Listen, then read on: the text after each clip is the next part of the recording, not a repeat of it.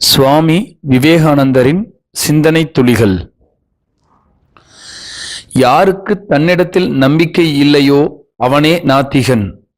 தன்னம்பிக்கை இல்லாதவனைத்தான் நாத்திகன் என்று புதிய மதம் சொல்லுகிறது. உன்னால் சாதிக்க இயலாத காரியம் என்று எதுவும் இருப்பதாக ஒருபோதும் நினைக்காதே. அப்படி நினைப்பது ஆன்மீகத்திற்கு முற்றிலும் முரண்பட்டது. நீ எதை நினைக்கிறாயோ அதுவாகவே ஆகிறாய். உன்னை வலிமை உடையவன் என்று நினைத்தால் வலிமை படைத்தவன் ஆவாய்.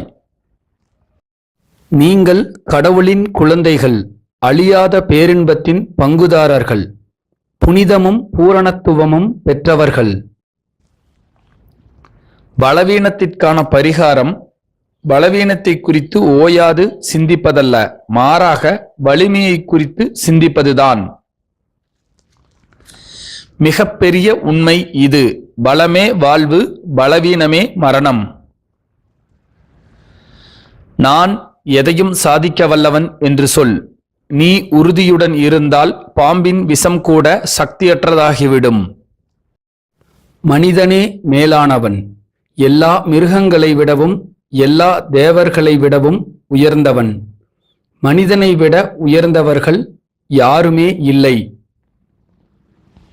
என்றைக்கு ஆன்மீகம் தனது செல்வாக்கை இழந்து உலகாயதம் தலையெடுக்க ஆரம்பிக்கிறதோ அன்று முதல் அந்த சமுதாயத்திற்கு அழிவும் ஆரம்பித்து விடுகிறது. தனிமனிதனின் நிலை உயர்த்தப்பட்டால் தேசமும் அதன் நிறுவனமும் உயர்வடைந்தே தீரும். உனக்கு தேவையான எல்லா வலிமையும் உதவியும் உனக்குள்ளேயே உள்ளன.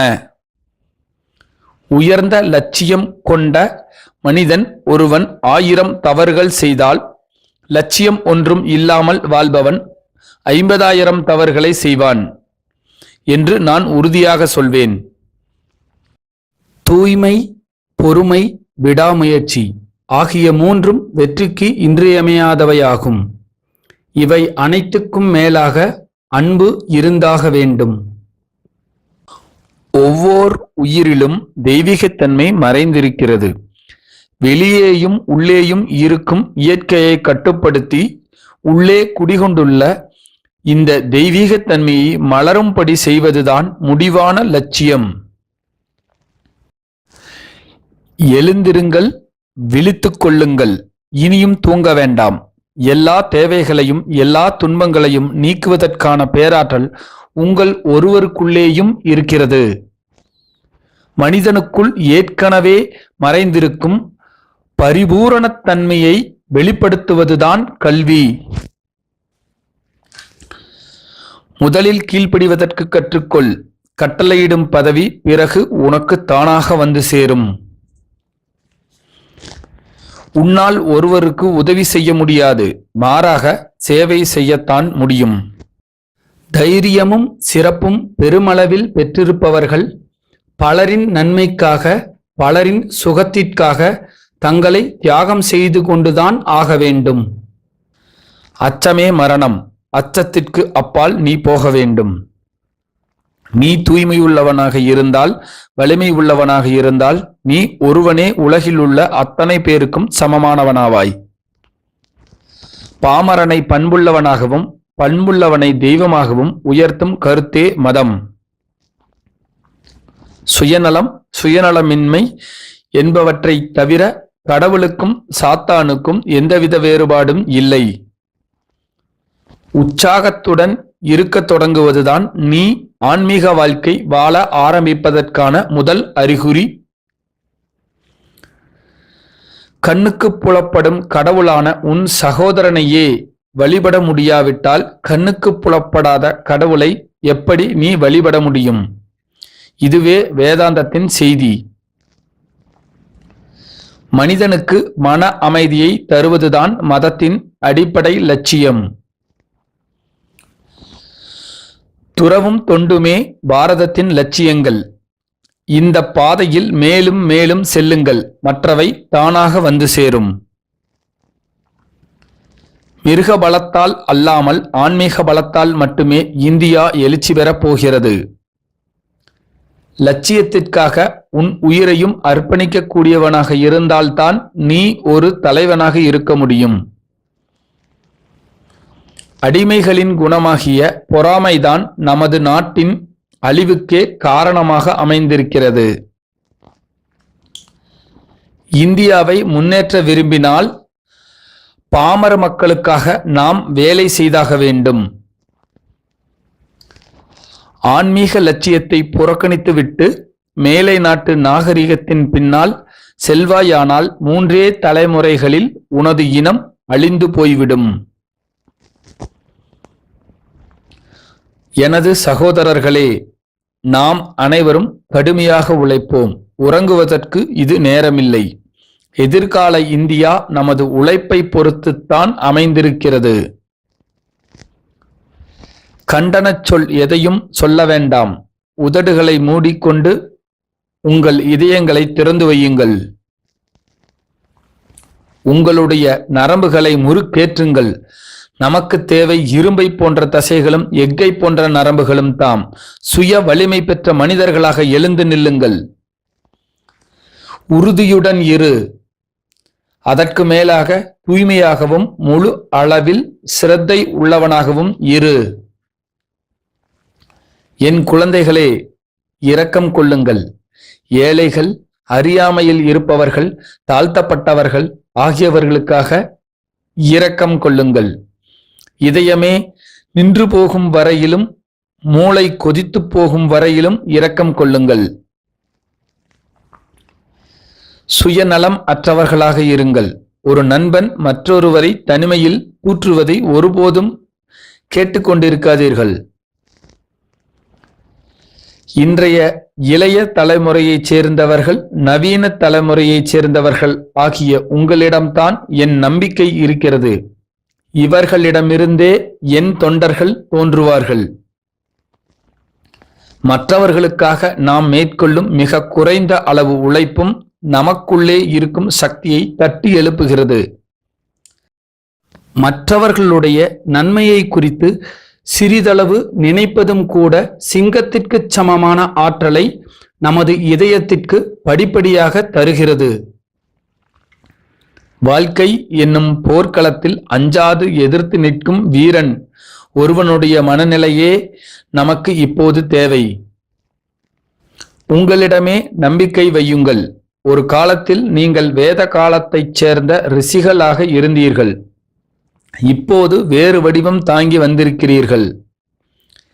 என் மகனே, மரணம் நேருவதை தடுக்க முடியாது. கற்களைப் போலவும் கட்டைகளைப் போலவும் செத்து மடிவதை விட வீரர்களைப் போல இறப்பது மேலானதல்லவா? அதிலும் மற்றவர்களுக்கு ஒரு சிறிதளவாவது நன்மை செய்வதற்காக அழிந்து போவது மிகவும் நல்லது. எழுமின் விழுமின் என்னும் இந்த அச்சமற்ற செய்தியை அறைகூவி சொல்வதற்காகவே நான் பிறந்திருக்கிறேன். இந்த பணியில் நீங்கள் என்னுடைய உதவியாளர்களாக இருங்கள். சொல், செயல், சிந்தனை ஒன்றாக விளங்கும் ஒரு சிலரால் உலகையே ஆட்டி வைக்க முடியும். இந்த உண்மையை ஒருபோதும் மறந்துவிடாதீர்கள். நீங்கள் உண்மையிலேயே என் குழந்தைகளானால் எதற்கும் அஞ்சி நின்றுவிட மாட்டீர்கள். நீங்கள் சிங்க குட்டிகளைப் போல திகழ்வீர்கள். ஓ பாரத நாடே, உன் பெண்மையின் லட்சியம் சீதை, சாவித்ரி, தமைந்தி என்பதை மறந்துவிடாதே. தாழ்ந்த வகுப்பைச் சேர்ந்தவர்கள், அறியாமை மிக்கவர்கள், ஏழைகள், கல்வியறிவற்றவர்கள், தோட்டிகள் ஆகியோர்கள் அனைவரும் உன்னுடன் இரத்த தொடர்புடைய நெருக்கமான உறவினர்களே, உன் உடன் பிறந்த சகோதரர்களே என்று மறந்துவிடாதே. மரணம் வரும் வரையிலும் வேலை செய். நான் உன்னுடன் இருக்கிறேன். நான் இறந்த பிறகும் என் ஆவி உன்னுடன் இருந்து வேலை செய்யும். அறிவு, உள்ளம் ஆகிய இரண்டில் எதை பின்பற்றுவது என்று போராட்டம் எழும்போது உள்ளம் சொல்வதையே நீங்கள் பின்பற்றுங்கள். ஏனென்றால் அறிவாற்றலால் ஒருபோதும் செல்லவே முடியாத மிகவும் உயர்ந்த மனநிலைக்கு இதயம் ஒருவனை அழைத்துச் செல்கிறது.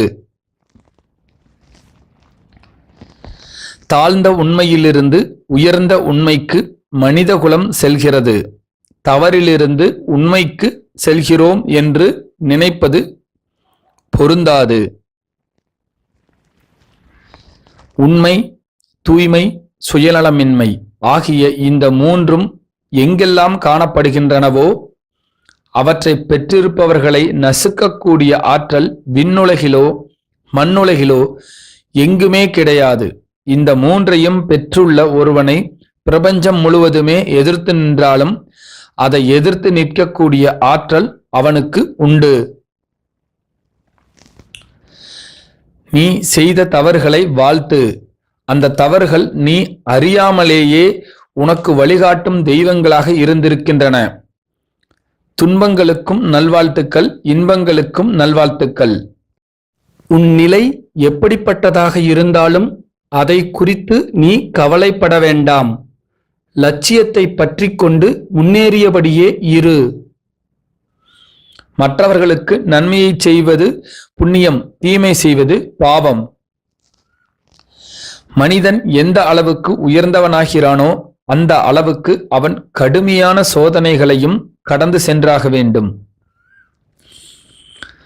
கீழ்த்தரமான தந்திரங்களினால் இந்த உலகில் மகத்தான காரியம் எதையும் சாதித்து விட முடியாது. இது என் உறுதியான நம்பிக்கை. கோழைகளுடனோ அல்லது அர்த்தமற்ற அரசியலுடனோ எனக்கு எந்தவித தொடர்பும் இல்லை. கடவுளும் உண்மையும் தான் இந்த உலகில் உள்ள ஒரே அரசியல். மற்றவையெல்லாம் வெறும் குப்பை. ஆன்மீக வாழ்க்கையில் நான் பேரின்பம் பெறாமல் போனால் அதற்காக புலனின்ப வாழ்க்கையை ஏன் நாட வேண்டும்?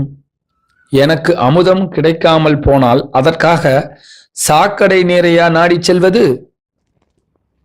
இன்று உலகத்தில் காணப்படும் எல்லா விதமான துன்பங்களுக்கும் காரணம் மனிதன் தன் வாழ்வில் லட்சியம், இன்பம் என்று நினைத்து முட்டாள்தனமாக அதை தேடி அலைவதுதான். வாழ்வின் லட்சியம் இன்பம் அல்ல, ஞானம்தான் என்று இறுதியில் அவனுக்கு புரிகிறது. ஓய்வு ஒளிவு இல்லாமல் வேலை செய்து கொண்டே இரு. ஆனால் அந்த வேலைகளில் நீ கட்டுப்பட்டு விடாதே, அதற்குள் சிக்கிக் கொள்ளாதே என்பதே கீதையின் உபதேசமாகும். நாம் எஜமானனைப் போல் வேலை செய்ய வேண்டும், அடிமையைப் போல் அல்ல. சுதந்திரமாக காரியங்களை செய், அன்புமயமாக காரியங்களை செய்வீர். அன்பின் மூலமாக செய்யப்படும் ஒவ்வொரு செயலும் ஆனந்தத்தை கொண்டு வந்தே தீரும். அமைதியையும் ஆசிகளையும் தன்னுடன் கொண்டு வராத அன்பு செயல்கள் உலகத்தில் எதுவுமே இல்லை. கடவுள் பற்றில்லாமல் இருக்கிறார். ஏனென்றால் உலகம், உயிர்கள், அண்ட சராசரங்கள் அனைத்திடமும் அவர் அன்பு செலுத்துகிறார். அறிவு சுரங்கத்தை திறப்பதற்கான திறவுகோல் மன ஒருமைப்பாடு ஆகும். நாம் பலவீனர்களாக இருக்கிறோம், அதனால்தான் துன்பப்படுகிறோம். இயற்கையை வெல்வதற்கே மனிதன் பிறந்திருக்கிறான், அதற்கு பணிந்து போவதற்கல்ல. இங்கேயே இப்போதே நிறைநிலையை அடைய முடியாதென்றால் வேறெந்த மறு வாழ்க்கையிலும் அடைவோம் என்பதற்கு எந்த உத்தரவாதமும் இல்லை. பாவம் புண்ணியம் என்று எதுவும் இல்லை. உள்ளதெல்லாம் அறியாமை மட்டுமே. இரண்டற்ற ஒன்றை உணர்வதால் இந்த அறியாமை விலகுகிறது. அடுத்தவனின் பாதையை பின்பற்றாதே, ஏனெனில் அது அவனுடைய பாதை, உன்னுடையது அல்ல. உன்னுடைய பாதையை கண்டுபிடித்து விட்டாயானால் அதன் பிறகு நீ செய்ய வேண்டியது எதுவும் இல்லை. கைகளை குவித்த வண்ணம் சரணடைந்து விடு. பாதையின் வேகமே உன்னை உனது லட்சியத்தில் சேர்த்திவிடும். கற்பு என்பதே ஆண் பெண் இருபாலரிடமும் இருக்க வேண்டிய முதல் நன்னெறியாகும். சட்டங்கள் அதிகரிக்கும் அளவிற்கு போலீசும் சோசலிசமும் அதிகரிக்கும், அயோக்கியர்களும் பெருகுவார்கள். உங்களுக்கு வேண்டியதை எல்லாம் அரசாங்கம் தருவதாக வைத்துக் கொள்வோம். தந்த அவற்றை பாதுகாப்பதற்காக மனிதர்கள் எங்கே? எனவே முதலில் மனிதர்களை உருவாக்குவோம். இன்று நான் எதுவாக இருக்கிறேனோ அது என் குருதேவர் ஸ்ரீ ராமகிருஷ்ணரால் தான்.